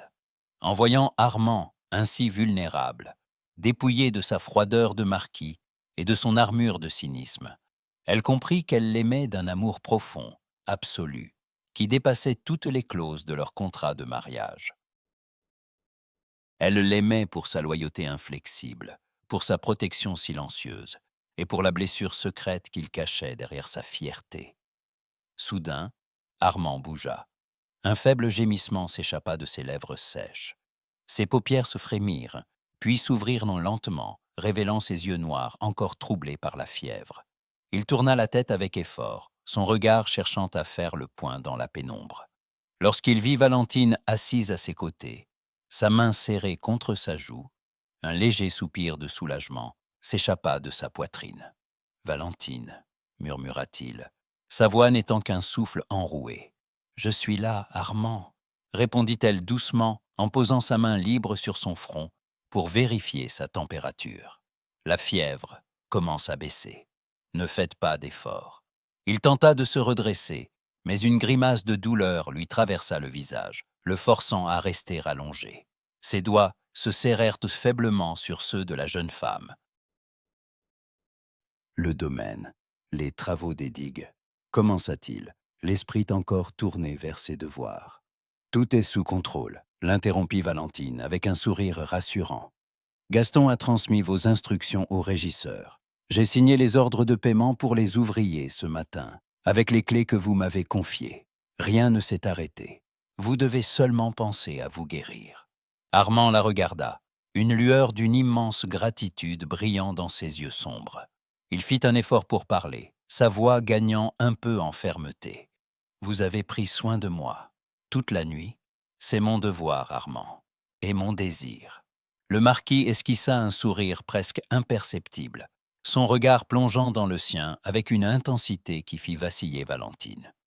« Ce n'est pas le contrat qui vous retient ici, Valentine, » murmura-t-il. « Je le sais. » Valentine sentit ses joues se colorer d'une rougeur timide. Elle ne baissa pas les yeux, assumant pleinement ses sentiments naissants. « Non, Armande. Ce n'est plus le contrat. » Il serra un peu plus fort sa main, la ramenant vers ses lèvres, pour y déposer un baiser brûlant de fièvre, mais d'une infinie tendresse. Ce geste simple, accompli dans l'intimité de la chambre de malade, c'est là leur rapprochement bien plus sûrement que toutes les signatures de notaire. Mais alors qu'elle le regardait s'endormir d'un sommeil plus paisible, Valentine comprit que cette guérison allait la placer devant un choix redoutable. En tombant amoureuse de lui, elle avait renoncé à sa liberté de cœur, et si Armand ne ressentait pour elle que de la reconnaissance ou de l'affection contractuelle, le retour de sa force physique risquait de briser le fragile équilibre de leur union. La petite cuisine de la chaumière des ormes fleurait bon le feu de tourbe et le pain chaud, mais pour Valentine, l'air y était d'une lourdeur suffocante. Assise près de la fenêtre basse, aux carreaux légèrement bombés, elle observait le paysage de Sologne, gelé par l'hiver. Elle avait quitté le château de Valençay au premier rayon de l'aube, profitant du sommeil encore profond de la maison. Elle avait soigneusement déposé le lourd trousseau de clés en fer forgé sur le bureau d'Armand, accompagné d'une lettre d'adieu expliquant sa décision. La marâtre était définitivement chassée. La gestion du domaine était assainie et Armand était désormais hors de danger. Estimant que son rôle d'épouse contractuelle était accompli et refusant d'imposer sa présence à un homme qu'elle aimait passionnément, mais dont elle croyait n'être qu'une alliée de circonstance, elle était rentrée auprès des siens. Sa mère, installée dans son fauteuil à oreille près de l'âtre, la contemplait avec une inquiétude qu'elle ne cherchait plus à masquer. Sa jeune sœur, Agathe, venait de poser une tasse d'infusion fumante sur la table de bois blanc. « Valentine, ma fille, » dit doucement sa mère, « tu n'as pas touché à ton repas depuis ton arrivée ce matin. » Est-ce ainsi que la nouvelle marquise de Valençay revient parmi nous? Valentine redressa le menton d'un geste machinal et lissa la dentelle usée du poignet de sa robe de laine grise. C'était la même robe humble qu'elle portait le jour où elle s'était rendue au château pour béguiner un délai de bail. « Je ne suis plus la marquise de Valençay, maman, » répondit-elle en s'efforçant de garder une voix égale. « Notre accord est arrivé à son terme. Le domaine est sécurisé et le décret garantissant la propriété de cette maison ainsi que votre rente a été dûment enregistré chez le notaire. Mon devoir est accompli. Mais ton cœur, Valentine, chuchota sa sœur en lui posant une main tendre sur l'épaule. Est-il resté au château? Valentine détourna les yeux, ne pouvant répondre sans fondre en larmes. Soudain, un bruit sourd et précipité de sabots martelant le sol gelé du chemin creux fit vibrer les vitres de la petite pièce. Le galop était effréné, presque furieux. Agathe se précipita vers la fenêtre. « Un cavalier !»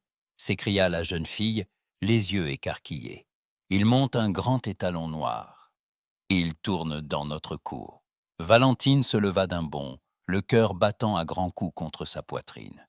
Elle reconnut aussitôt le pas lourd et décidé qui résonna sur le petit perron de bois. Avant même qu'on ne pût frapper, la porte de la chaumière s'ouvrit à la volée, laissant entrer une bouffée d'air glacial et la haute silhouette d'Armand. Le marquis était sans chapeau, ses cheveux sombres ébouriffés par la vitesse de sa chevauchée. Il portait son grand manteau de voyage jeté à la hâte sur ses épaules. Son visage conservait encore la pâleur de sa récente guérison, mais ses yeux noirs brûlaient d'une lueur fiévreuse et indomptable. Il était hors d'haleine, comme s'il avait traversé toute la forêt sans accorder un seul instant de répit à sa monture. Il balaya le modeste intérieur d'un regard circulaire, ignorant l'étroitesse du lieu et la stupeur de la mère de Valentine. pour ne fixer que la jeune femme, standing, près de la table. « Pourquoi êtes-vous partie, Valentine » demanda-t-il, sa voix grave cassée par l'effort et une émotion contenue. Sa mère et sa sœur s'écartèrent indiscrètement vers l'arrière-cuisine, comprenant que cet affrontement n'appartenait qu'à eux deux. Valentine s'efforça de rassembler son courage. Elle dressa la tête, soutenant son regard sans faiblir. « J'ai fait ce qui était convenu, Armand. Les clés sont sur votre bureau. Votre héritage est protégé. Vos ennemis sont défaits et vous êtes rétablis. Vous n'avez plus besoin d'une file sans dot pour jouer les remparts entre vous et votre famille. Je vous rends votre liberté et votre nom. » Armand franchit la distance qui les séparait en 2 foulées rapides. Dans la petite cuisine basse de plafond, sa présence semblait occuper tout l'espace. Il n'y avait plus en lui la moindre trace de l'aristocrate distant ou du seigneur calculateur qu'elle avait affronté lors de leur première rencontre. Il plongea la main dans la poche de son manteau et en retira le trousseau de clés en fer forgé qu'il avait emporté avec lui. Mais au lieu de le lui tendre, il le jeta à terre. Le métal lourd heurta les carreaux de terre cuite dans un choc retentissant qui fit tinter le fer. « Que le diable emporte ses clés !» s'écria Armand, la voix étranglée par une passion qu'il n'essayait plus de maîtriser. « Que le diable emporte ce contrat, ces parchemins et ces histoires de dot. Pensez-vous vraiment que je me soucie de ma liberté si vous n'êtes pas là pour la partager avec moi ?» Valentine resta clouée sur place, le souffle court. Armand s'agenouilla soudain devant elle, sur le sol de terre battu et de briques usées de la modeste chaumière. C'était un geste inouï, impensable pour le fier marquis de Valençay, un homme qui n'avait jamais courbé la tête devant quiconque. Il saisit les 2 mains de Valentine, pressant ses doigts froids contre son visage chaud. Valentine sentit le tremblement léger de ses épaules et le contact de sa peau contre ses paumes. « Je ne suis pas venu chercher l'administratrice de mon château, Valentine, » murmura-t-il, en levant vers elle des yeux remplis d'une vulnérabilité absolue. « Je ne suis pas venu chercher l'allié qui a chassé ma belle-mère. Je suis venu supplier la femme que j'aime de ne pas me condamner à la solitude. Quand je me suis réveillé ce matin et que j'ai trouvé vos clés sans vous, ce château est redevenu un tombeau de pierre. » Valentine sentit les larmes qu'elle retenait depuis des mois couler enfin le long de ses joues. « Armand, balbutia-t-elle dans un souffle, je me moque que vous n'ayez pas un centime de dot, continua-t-il, serrant ses mains plus fort encore. Vous êtes la seule richesse que je convoite. Si vous refusez de revenir à Valençay, comme mon épouse l'adorait, alors je reste ici, dans cette chaumière, à vos côtés. » Valentine se laissa glisser à genoux face à lui. Elle entoura son cou de ses bras, enfouissant son visage contre son col de laine. Armand la serra contre sa poitrine avec un désespoir radieux, déposant des baisers passionnés sur ses cheveux, ses joues et enfin sur ses lèvres, scellant leur amour dans la simplicité de ce foyer rustique. Lorsqu'ils se relevèrent enfin, la pièce semblait baignée d'une lumière nouvelle. Armand ramassa les clés sur le sol. Il prit la paume de Valentine, y déposa le fer chaud de sa présence, puis referma ses propres doigts sur les siens. « Revenons chez nous, Valentine, » dit-il avec un sourire d'une tendresse infinie. Valentine hocha la tête, le cœur débordant de joie. Ils sortirent ensemble sur le perron où la neige commençait à tomber doucement, prêts à regagner le château non plus comme des partenaires liés par un pacte financier, mais comme 2 êtres unis par un amour indestructible qui venait de balayer toutes les barrières du monde. Le grand salon de réception du château de Valençay n'avait jamais connu une telle clarté. Les milliers de bougies des lustres de cristal ne jetaient plus cette lumière crue et intimidante des premiers mois. Elle baignait désormais la pièce d'une chaleur dorée qui semblait chasser jusqu'aux moindres ombres du passé. De grandes guirlandes de lierre et de roses blanches hivernales ornaient les cheminées où crépitaient de grands feux joyeux. La haute société provinciale, autrefois si prompte à murmurer et à juger, s'était rassemblée en grand nombre, mais l'atmosphère n'était plus à la médisance. Les visages étaient souriants, et les salutations adressées à la maîtresse de maison était empreinte d'une sincérité nouvelle. Près des grandes fenêtres donnant sur les jardins enneigés, la mère de Valentine, confortablement installée dans un fauteuil de velours, souriait à travers ses larmes de joie, tandis qu'Agathe, sa jeune sœur, observait la fête avec des yeux émerveillés. Gaston, le vieux majordome, veillait sur le service avec une fierté qu'il ne cherchait même plus à dissimuler, son inclinaison de tête devant Valentine étant désormais celle d'un serviteur dévoué corps et âme à sa véritable souveraine. Valentine se tenait au centre de la pièce. Elle portait une robe de soie ivoire d'une élégance intemporelle, dont le corsage ajusté mettait en valeur sa silhouette gracieuse.